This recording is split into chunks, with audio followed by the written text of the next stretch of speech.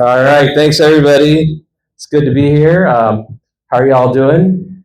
Good, good. How are you? You've been sleeping well lately? Yeah, good. Okay. How about you? How was your last dentist appointment? Was everything okay? All right, good. See, I really care when I ask about people.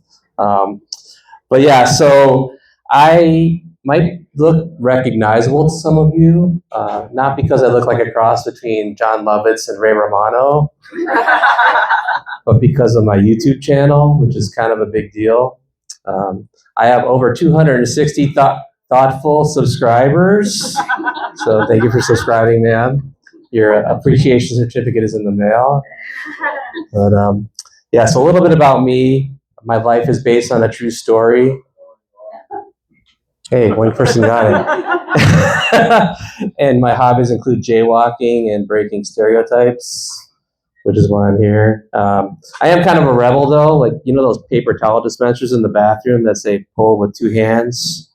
I pull with one hand all the time, and successfully, I might add. I always get a nice clean sheet. That's my specialty. But I was actually born in India, and I came to the U.S. when I was 4 months old. That's when I lost my accent. I can still do one, but I do not use it unless it is absolutely necessary. Like when I want the tech support guys to understand me. Works out pretty well. And for the record, even though I was born in India, these jokes will not be tariffed 50%. I called up Donnie and got an exemption, so we're all set. I was going to charge you on your way out the door, which would not be good. But I moved to Minnesota because I have an affinity for passive aggressive people. And my favorite color is white. Don't flatter yourselves, it's for the snow and ice. You know? But I do like white people, and I act like 80% white. I mean, I grew up in the suburbs of Cleveland, and I have done a 100-mile bike race, so that means I'm pretty white. And I love cheese way too much, so I think I qualify. So I'm one of you guys. But I figured out that people in the area are about 20% non-white, 70% white, and 10% whiter. Those are the people who go ice fishing and to the state fair at least 2 or 3 times a year. Do we have any whiter people in the audience? Why is there an echo suddenly? What the hell? Oh, whatever. It must be my accent. DC, why is there an echo? Yeah, I'll have to start singing. But I travel quite a bit, and I realize that the whiter a city is, the better a dancer people there think I am.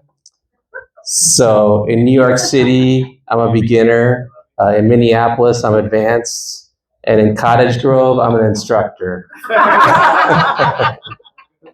So I'll be giving lessons by appointment only. But it's funny because I grew up in Cleveland, which I consider the Eastern Midwest, and this is the Upper Midwest. So I've gotten used to what I call Minglish, which is like Minnesota English. And it's weird for us who aren't from around here to learn things like, I'm going to borrow you $20, which makes no sense. Who came up with that one? And you guys might not even realize that doesn't make sense. But and like in the rest of the country, we call it a parking garage, not a parking ramp. I don't know if you guys knew that. So that really threw me off. Because like, why do you want to park on the way to get to the next level? I don't get that. But the worst one is that kids game.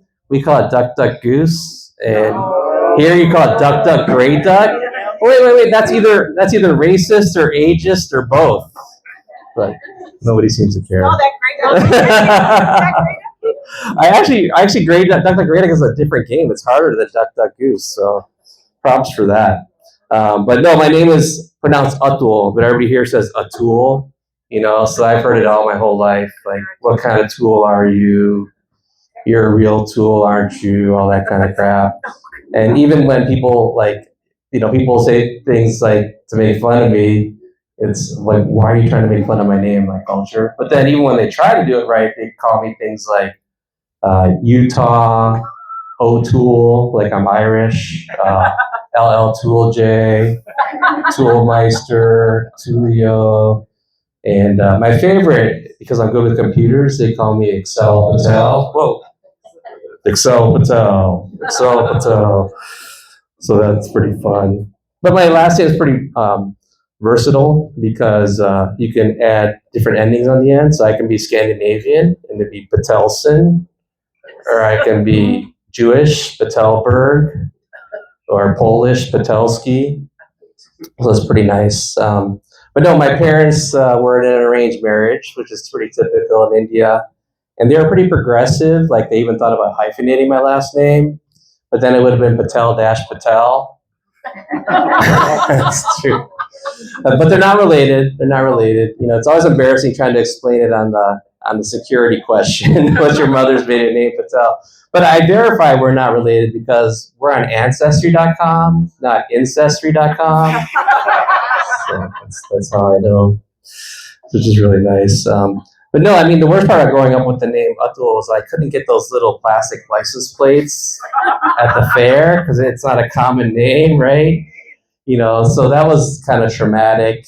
But then growing up, I realized that my name is spelled out in the middle of the word congratulations. So, which is kind of cool. So every time you say the word, you're indirectly congratulating me. So take that, Ed and Ron. I mean, Ed is spelled out in the word failed, and Ron is spelled out in the word moron. And you probably lost your little license plates by now anyway. So I prefer having my name. What's the deal with the echo? Whatever. I know he just made it worse. He went to get a beer. But yes, so I used to be an engineer, and remember that car company, Saturn? Yeah, they used to call it a different kind of car company. So I worked at Saturn in Detroit, and I was a different kind of engineer because I could actually dance. I picked out my own clothes, and I like to talk to people. You know, so I was, and then Saturn went out of business, but it wasn't my fault. You know, so you know. Eventually, I became an entrepreneur, and I did a lot of different business type things, but I just wasn't managing my time well. It wasn't getting enough done for me. So, see, like two people get that joke too. So then I had to fire myself, and I became self-unemployed, which wasn't very good.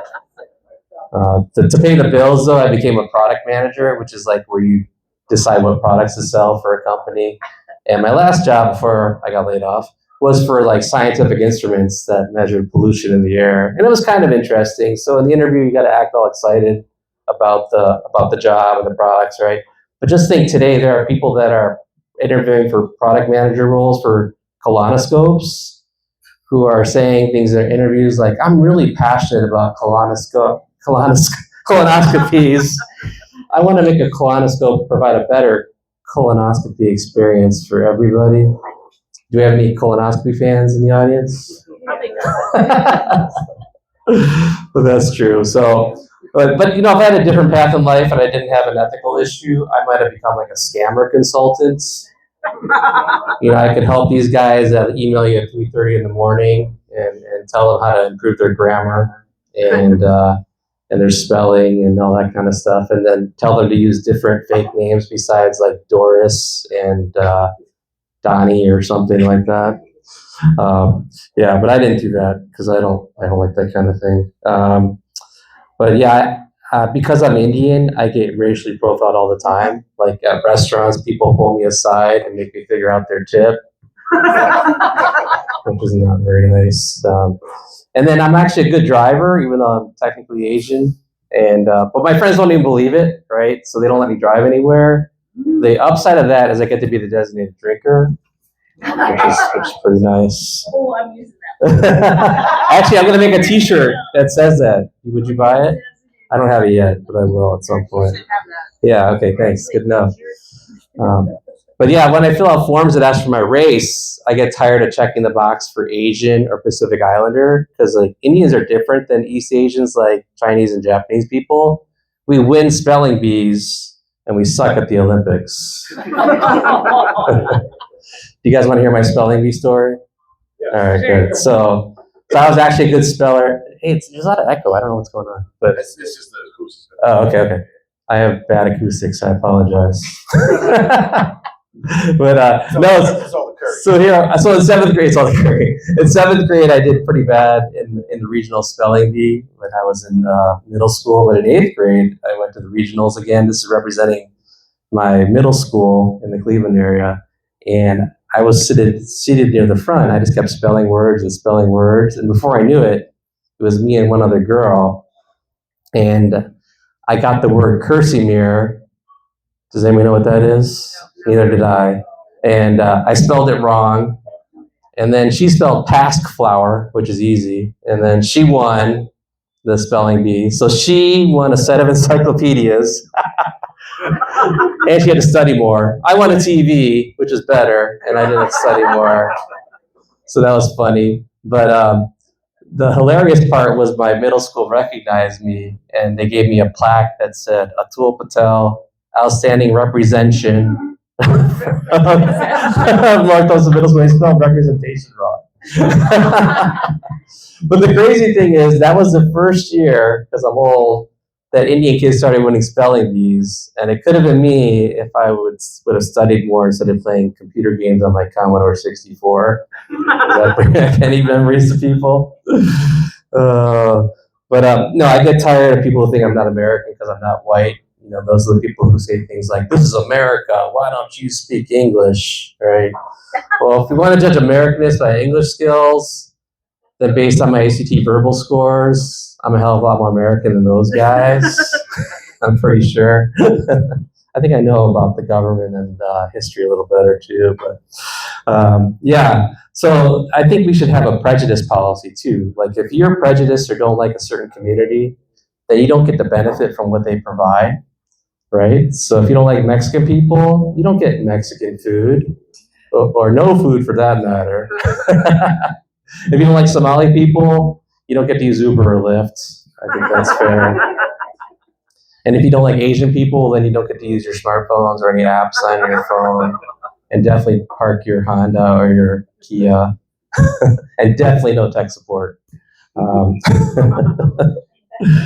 my mom's pretty cool. Oh, I forgot my first line.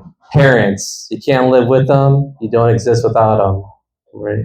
Anybody else got parents? Anybody? No, my mom's really cool. She's sweet. We call her Micro Mom because she's 4'9" and she can cook anything in the microwave. Scrambled eggs, baked potatoes, rice. I can do it all too now. But no, she's all about feeding us because that's what Indian moms do. So we get into these food fights where when I go visit her, she like keeps putting all this food in my suitcase. Like I have an extra suitcase just for food. And it gets to the point that, you know, like I'm getting in arguments with her about it and she keeps slipping in more stuff. And I'm like, Mom, it's my stomach, my choice. She doesn't listen.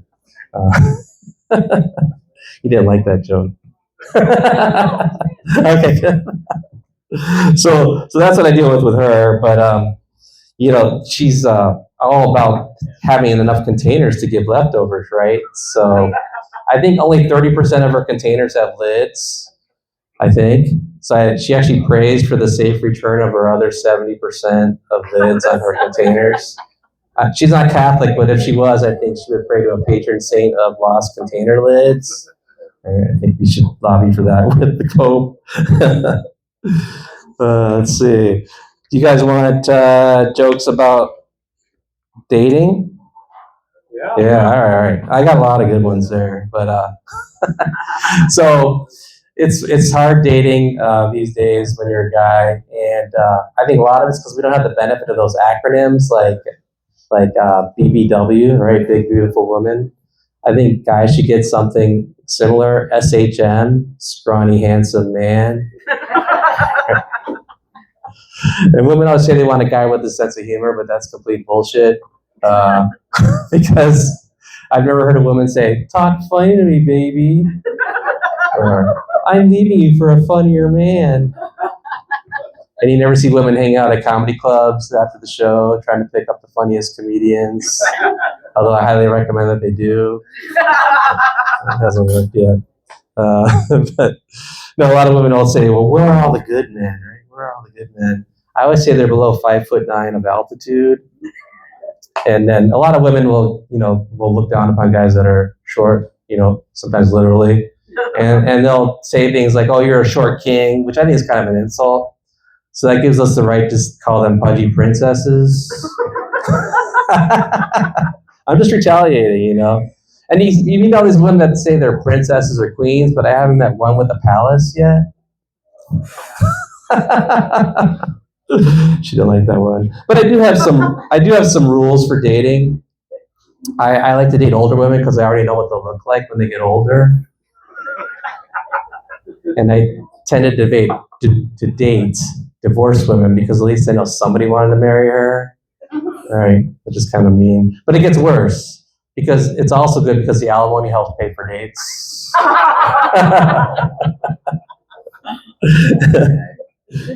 This is an old one that I'm resurrecting. Like sometimes people make fun of women who like to have sex or are promiscuous. So they call them sluts and things like that. That's just like the total wrong approach. Like men should call them pleasure goddesses, right? I think that's a better approach. Yeah, I screwed that one up, but that's okay. And then women always say like, my time's valuable. You got to pay for the date, blah, blah, blah. But, we always ask them out. So of course we got to pay because they never ask us out. But men don't live as long, so our time is more valuable. Am I right? And then I'm getting older because I'm still alive. And it's gotten to the point that when I look at a woman, I don't even look at her body much. I look at her ring finger to see if she's married. It's gotten to the point that I have a naked ring finger fetish. So please, ladies, put those ring fingers away, at least until later. But yeah, I don't want to really get married because there are no songs about being married, right? There's songs about falling in love, there's songs about wanting to get married, but there's no song that's like, hey, honey, you iron my shirt so well. Or, hey, sexy boy, the lines when you mow the lawn are so straight. That's my personal favorite. You should make that. T-shirts and songs today. And this is a little controversial, but I'm a big fan of interracial dating too, because you're never reminded of somebody you're related to when you're intimate. You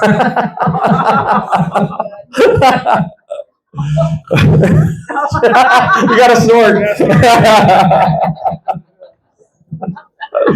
No, but my mom still wants me to get married, and I think it's kind of hopeless now at my age. But I think she used to have these requirements. She wanted an Indian girl with a good education, good family, blah, blah, blah. And now it's like, she'll be happy as long as she's female and preferably straight. That's optional. But I don't want to get married also because, it's like, why buy the cow when once you buy the cow, the milk gets locked away most of the time? I don't know how much time I have. Wait. Oh, I do. Look at that. I have like 1 minute. Let's see. So I will. Oh, shit. All right. I'll do a couple more minutes. Is it working? Yeah, okay. All right. So I'll end with this one. Is it all right? Okay. Yeah, so I was on a flight not too long ago from Tokyo to Minneapolis, and I was sitting next to this young guy who was in his 20s, and he kept falling asleep. It sounds like I'm slow. You are. He kept falling asleep and letting his head fall over on my shoulder. And at one point, it was like for many minutes, and I didn't know what to do because like I thought he might get mad if I woke him up because I was waking him up. But then I thought he might get mad if I didn't wake him up because he wouldn't want to rest his head on my shoulder. And I definitely didn't want him to think I enjoyed it, but I did because he was like the son I never had. So we had a tender moment, and he's in my will now. So it's a happy ending. All right, thanks for everyone. My name's Atul Patel. You've been great. Appreciate it. Atul Patel, y'all. Give it up for my man.